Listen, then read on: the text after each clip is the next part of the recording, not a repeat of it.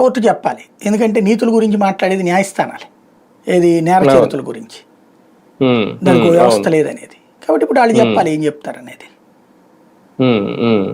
కానీ బిల్ అనేది పాస్ అయితే ఒక డేంజర్ బెల్సేనా ఒక రకంగా ఏం అధికారంలో ఉన్న పార్టీలకి? ఎథికల్ పాలిటిక్స్ చచ్చిపోయి సాధారణంగా ఒక సైకలాజికల్ ఫీలింగ్ కదా, ఒక ఆరోపణ వచ్చినప్పుడు పక్కకి తప్పుకోవడం అనేటటువంటిది. సరే, ఒకప్పుడు పేపర్ లీకేజ్ అయిందంటే రాజీనామా చేసిన మంత్రులను చూసాం, తర్వాత లీక్ అయితే తప్పేంటంటే అడిగిన వాళ్ళని చూస్తున్నాం ఇవాళ.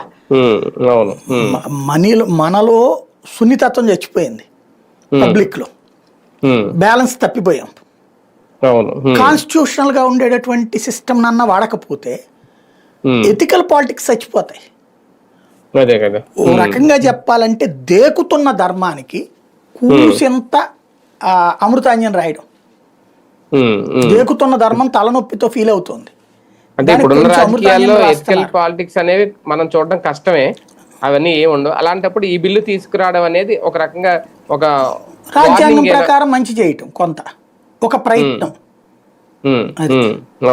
రైట్, చూద్దాం. మొత్తానికి ఒక కీలక బిల్లు అయితే రాబోతోంది. నిజంగా ఇది ఆమోదించబడితే తర్వాత ఎలా ఉంటుంది, ఎలాంటి నిర్ణయాలు తీసుకుంటారనేది